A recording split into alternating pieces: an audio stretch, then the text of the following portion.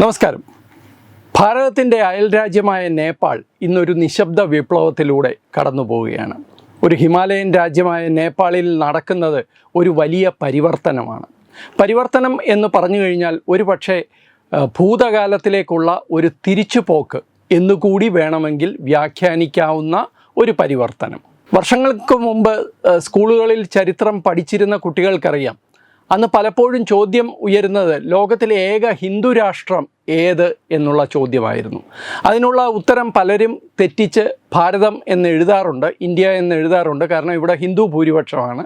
പക്ഷേ ഭാരതമല്ല, നേപ്പാളായിരുന്നു ഔദ്യോഗികമായി ഹിന്ദു രാഷ്ട്രം എന്നുള്ള പദവിയോടുകൂടി നിലനിന്നിരുന്ന രാജ്യം.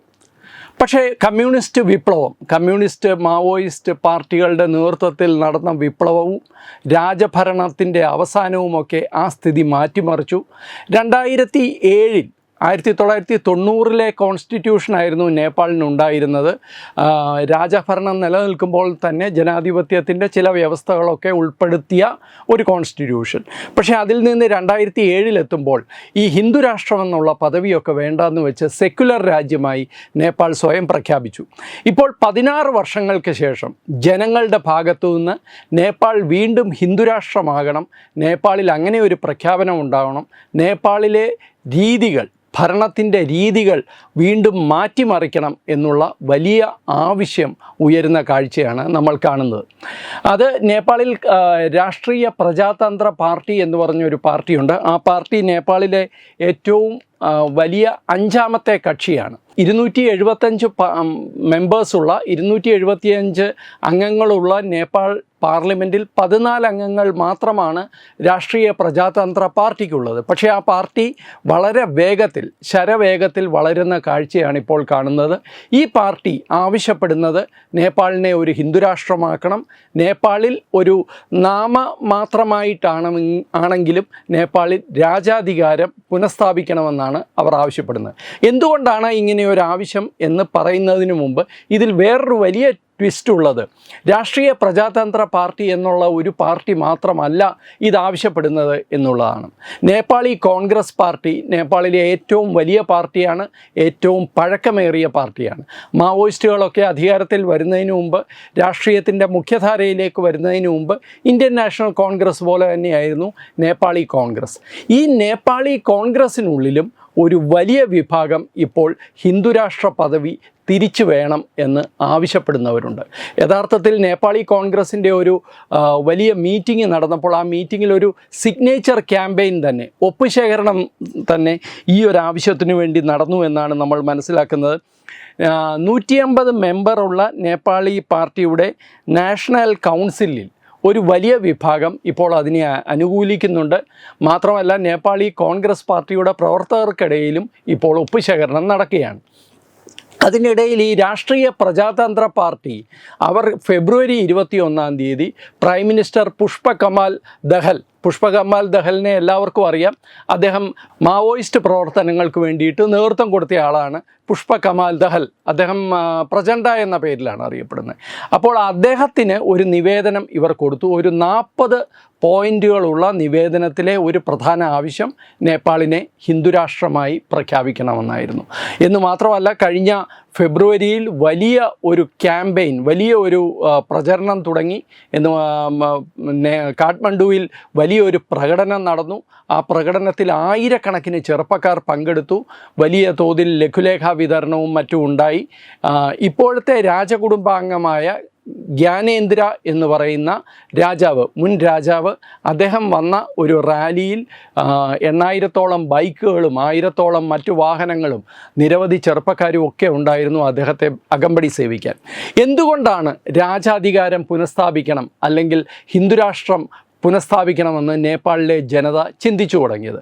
അതിലാണ് യഥാർത്ഥത്തിൽ നമ്മൾ ഫോക്കസ് ചെയ്യേണ്ടത്, പ്രത്യേകിച്ചും കേരളത്തിലുള്ളവർ. നേപ്പാളി കമ്മ്യൂണിസ്റ്റ് പാർട്ടിയാണ് ഇപ്പോൾ അവിടെ ഭരിക്കുന്നതെന്ന് നമുക്കറിയാം. ഇടയ്ക്ക് നേപ്പാളി കോൺഗ്രസുമായിട്ടുള്ള ബന്ധമൊക്കെ ഉണ്ട്. പക്ഷേ വലിയ ആദർശങ്ങളും വലിയ സ്വപ്നങ്ങളും വിറ്റുകൊണ്ട് നേപ്പാളിൻ്റെ ഭരണം കാടുകളിൽ നിന്നെത്തി പിടിച്ചടക്കിയ നേപ്പാളി കമ്മ്യൂണിസ്റ്റ് മാവോയിസ്റ്റ് പാർട്ടി ഇന്ന് ആ രാജ്യത്തെ വലിയ ദുരിതത്തിലേക്കാണ് തള്ളിവിട്ടിരിക്കുന്നത്. രാജ്യത്ത് നിയന്ത്രണമില്ലാതെ ഉയരുന്ന അൺഎംപ്ലോയ്മെൻറ്റ്, തൊഴിലില്ലായ്മ, രാജ്യത്തെ റിസോഴ്സസിൻ്റെ മുകളിലുള്ള സർക്കാരിൻ്റെ കടുംപിടുത്തം എന്ന് മാത്രമല്ല രാജ്യത്തെമ്പാടുമുള്ള വലിയ അഴിമതി. ഇതിൽ ജനം പൊറുതിമുട്ടിയിരിക്കുകയാണ്. ജനം വിചാരിച്ചത് അവർക്ക് വലിയ സ്വപ്നങ്ങൾ വിറ്റുകൊണ്ടാണ് ഈ മാവോയിസ്റ്റുകൾ അധികാരത്തിൽ വന്നത്.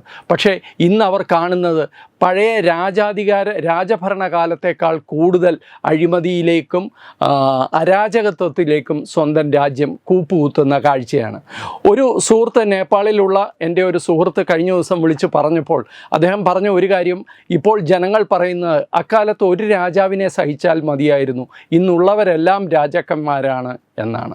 അതൊരു കണക്കിൽ ശരിയാണ്. ഇനി ഇത് മാത്രമല്ല, കേരളത്തിലുള്ളവർക്ക് വളരെ പെട്ടെന്ന് റിലേറ്റ് ചെയ്യാൻ പറ്റുന്ന മറ്റൊരു കാര്യം കൂടിയുണ്ട് ജനങ്ങളുടെ അതൃപ്തിയുടെ പിന്നിൽ. അവിടെ മൈക്രോ ഫൈനാൻസിങ് സ്ഥാപനങ്ങളും കോപ്പറേറ്റീവ് സ്ഥാപനങ്ങളും ഉണ്ടായിരുന്നു. ഏതാണ്ട് 3 ലക്ഷത്തോളം ആൾക്കാരുടെ ജീവിത സമ്പാദ്യമാണ് അവർ ആ സ്ഥാപനങ്ങളിൽ ഇട്ടിരുന്നത്. സർക്കാരിൻ്റെ ചില നയങ്ങൾ മൂലം അല്ലെങ്കിൽ സർക്കാരിൻ്റെ പിടിപ്പുകേട് മൂലം ഈ ജനങ്ങൾക്കെല്ലാം അവരുടെ സ്വത്ത് നഷ്ടപ്പെട്ട ഒരവസ്ഥയാണ് ഇപ്പോഴുള്ളത്. അതിൻ്റെ വിശദാംശങ്ങൾ വളരെ വലിയൊരു ചരിത്രമായതുകൊണ്ട് അതിലേക്ക് കടക്കുന്നില്ല. പക്ഷേ അങ്ങനെ അഫക്റ്റായ 3 ലക്ഷത്തോളം ആൾക്കാരുണ്ട് എന്നാണ് പറയുന്നത്. അപ്പോൾ വലിയൊരു സ്വപ്നം, വലിയൊരു മാറ്റം എന്നൊക്കെ പറഞ്ഞു വന്നവർ രാജ്യത്തെ കൂടുതൽ അരാജകത്വത്തിലേക്കും കൂടുതൽ കുഴപ്പങ്ങളിലേക്കും കൊണ്ടുപോകുന്ന കാഴ്ച കണ്ട് കമ്മ്യൂണിസ്റ്റ് ഭരണത്തിൽ ജനങ്ങൾ പൂർണ്ണമായും മടുത്തിരിക്കുന്നു എന്ന് വേണം നമ്മൾ മനസ്സിലാക്കാൻ. നേപ്പാളിലെ കമ്മ്യൂണിസ്റ്റ് പാർട്ടി ഇതിനിടയിൽ ഈ ഹിന്ദു രാഷ്ട്രവാദം ഉയരുന്നതും അതിന് വലിയ ശക്തി ലഭിക്കുന്നതും ഒക്കെ കണ്ട് അവരും ആകെ വിറളി പിടിച്ചിട്ടുണ്ട്. അവരും ഒരു ഹിന്ദു ഐഡൻറ്റിറ്റിയൊക്കെ ഉണ്ടാക്കാൻ ശ്രമം തുടങ്ങിയിട്ടുണ്ട്.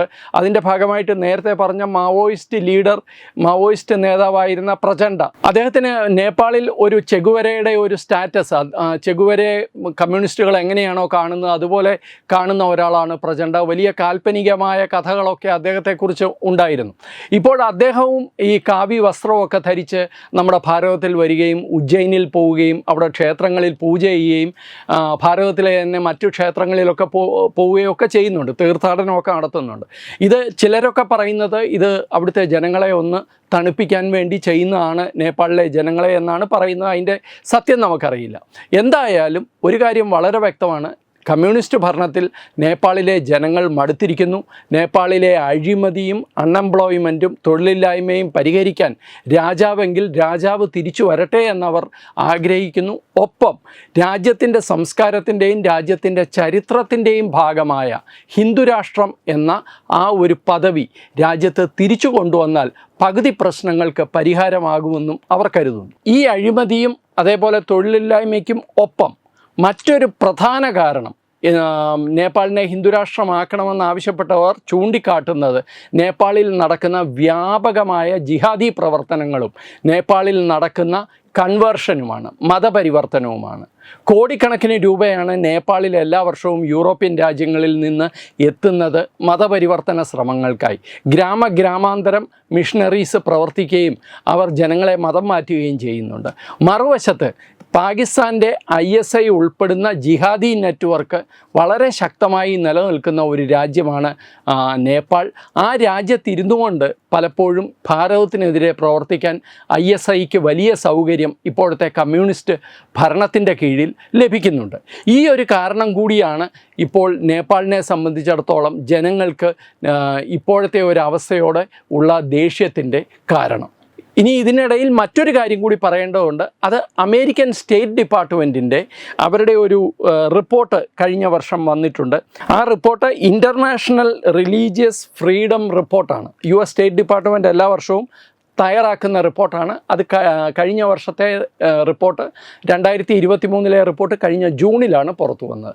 ആ റിപ്പോർട്ടിൽ അമേരിക്ക ആരോപിക്കുന്നത് ഇത് ഭാരതത്തിലെ BJPയുടെ വളർച്ചയുമായി ഈ നേപ്പാളിലെ സംഭവവികാസങ്ങൾക്ക് ബന്ധമുണ്ട്. ഭാരതത്തിലെ BJP സർക്കാർ നേപ്പാളിലെ ഈ പറയുന്ന രാഷ്ട്രീയ പ്രജാതന്ത്ര പാർട്ടി ഉൾപ്പെടെയുള്ളവരെ സഹായിക്കുന്നുണ്ട്. ഇന്ത്യയുടെ രഹസ്യാന്വേഷണ ഏജൻസികൾക്കും ഇതിനകത്ത് ബന്ധമുണ്ട് എന്നൊക്കെ US സ്റ്റേറ്റ് ഡിപ്പാർട്ട്മെൻറ്റിന് പറയുന്നുണ്ട്. പക്ഷേ അത് തെളിയിക്കാനുള്ള തെളിവുകളോ മറ്റു കാര്യങ്ങളോ ഒന്നും ആ റിപ്പോർട്ടിലില്ല. അത് വെറും ആരോപണമായി നിലനിൽക്കുകയാണ്. എന്തായാലും നേപ്പാളിൻ്റെ ഗതകാല പ്രൗഢിയിലേക്കും ചരിത്രത്തിലേക്കും സംസ്കാരത്തിലേക്കും തിരിച്ചു നടക്കുന്നത് ഭാരതത്തെ സംബന്ധിച്ചിടത്തോളം ഒരു ശുഭലക്ഷണമാണ്. കാരണം ഭാരതത്തിന് വളരെ സ്ട്രാറ്റജിക്കായ ഒരു പ്രദേശത്ത്, ഭാരതത്തിൻ്റെ അതിർത്തിയിൽ വളരെ സ്ട്രാറ്റജിക്കായ ഒരു പ്രദേശത്ത് നിലനിൽക്കുന്ന ഒരു രാജ്യമാണ് നേപ്പാൾ. മറുവശത്ത് ചൈനയുണ്ട്. ചൈനയുടെ കടന്നുകയറ്റവും നേപ്പാളിനെ ബുദ്ധിമുട്ടിക്കുന്നുണ്ട്. ഭാരതത്തെ സംബന്ധിച്ചിടത്തോളം ഭാരതത്തിനും ചൈനയ്ക്കും ഇടയിൽ നേപ്പാൾ ഉള്ളത് ഭാരതത്തിന് വളരെ പ്രധാനപ്പെട്ട ഒരു കാര്യമാണ്. ആ രാജ്യം ഭാരതത്തോട് കൂടുതൽ അടുത്ത് നിൽക്കുന്നതും ഭാരതത്തെ സംബന്ധിച്ചിടത്തോളം അങ്ങേയറ്റം ആശ്വാസകരമായ ഒരു നിലയാണ്. എന്തായാലും ഈ വർഷം അവസാനം 2024 അവസാനിക്കുമ്പോഴേക്കും ഈ ഒരു വിഷയത്തിൽ, പ്രത്യേകിച്ച് നേപ്പാളി കോൺഗ്രസ് കൂടി ഹിന്ദുരാഷ്ട്ര പദവി വേണം എന്നാവശ്യപ്പെട്ട നിലയ്ക്ക് ഈ ഒരു വിഷയത്തിൽ ഒരു തീരുമാനം ഉണ്ടാകുമെന്നാണ് രാഷ്ട്രീയ നിരീക്ഷകർ കരുതുന്നത്. അങ്ങനെയാണെങ്കിൽ ലോകത്തിലെ ഏക ഹിന്ദുരാഷ്ട്രമെന്ന പദവിയുള്ള രാജ്യമായി വീണ്ടും നേപ്പാൾ മാറുകയും ചെയ്യും. നമസ്കാരം.